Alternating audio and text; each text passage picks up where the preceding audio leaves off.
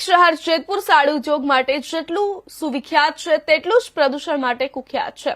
વરસાદી ઋતુમાં તો કેટલાય ગેરકાયદેસર સાડી ઉદ્યોગના એકમો દ્વારા તેમના કારખાનાનું પ્રદૂષિત પાણી વરસાદી પાણી સાથે નદીમાં છોડી દેવામાં આવતું હોય છે, પરંતુ અત્યારે વરસાદી ઋતુ નથી કે નથી ક્યાંય માવઠું પડ્યું, તેમ છતાં કેરાળી ગામ પાસેથી પસાર થતી ભાદર નદીમાં એકાએક પાણીનો પ્રવાહ વધી ગયો છે, જેને કારણે ભાદર નદી ફીણના ગોટે ગોટાથી છવાઈ ગઈ છે।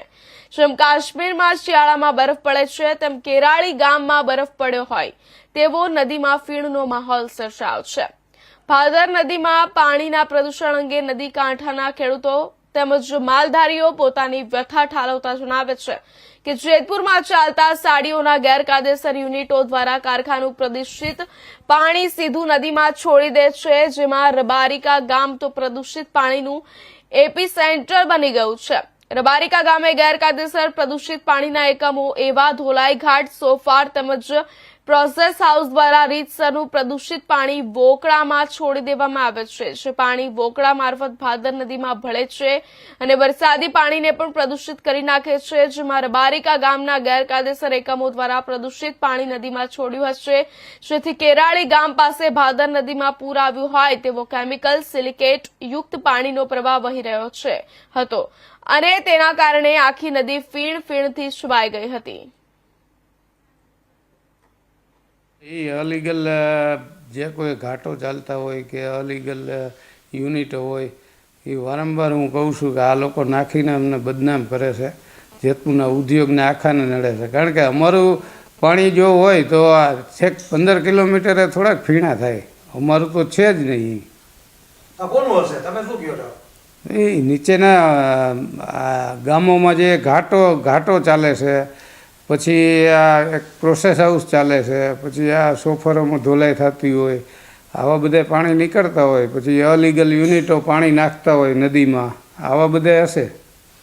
તો એસોસિએશન તરફથી તેમને કેમ કોઈ કડક કાર્યવાહી કરવા માટે જીપીસીપીને કહેવામાં નથી આવતું? એસોસિએશન દ્વારા તો અમે કેટલી વાર તંત્રને કીધું હોય અને તંત્ર કામગીરી કઈ રીતે કરતું એ તો અમને ખબર ન હોય। તો આવા માનો કે આવા જે એકમો છે એમના વિરુદ્ધ શું પગલાં ભરવા જોઈએ? આવા એ બંધ કરાવવા જોઈએ। હું તો કહું છું આ ઘાટો બાટો તોડી નાખો એકવાર, આને બધાને દંડ કરો, પોલીસ કેસ કરો। અમે તો એ જ કહીએ છીએ કે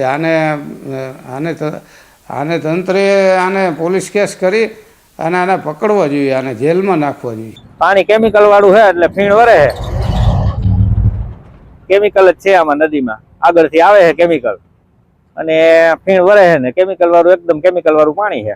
આ પાણી ખેતીમાં કેવો ઉપયોગ કરવાથી શું થાય? ખેતીમાં ફરજિયાત ઉપયોગ કરવો પડે બધાને, બરોબર, પણ એમાં વળતર ન મળે એવું, મોલ એવો ન થાય કાંઈ। આ પાણી જમીનને બગાડે, આજ નહીં તો કાલ 5 દી પછી જમીન બગડશે 100%। આ પાણી ભાદર 2 માં પણ જાય છે, હા, જાય. પીવામાં પણ ઉપયોગી લેવાય, શું કહેશો યાદી? પીએ છે, પીવા વાળાને ફરજિયાત આવે તો શું કરે, પીવું જ પડે ને ફરજિયાત એમ, કારણ કે બીજું કઈ કરી ન શકે। આનાથી રોગ થાય જ ને, આ પાણીથી રોગ જ થાય ને। આપણે સમજીએ કેમિકલ તો પીવાનું જ નથી, કોઈ ચોખ્ખું પાણી પીવાનું હોય અને આ કેમિકલ ભેગું છે। તંત્ર દ્વારા કેમ કોઈ કાર્યવાહી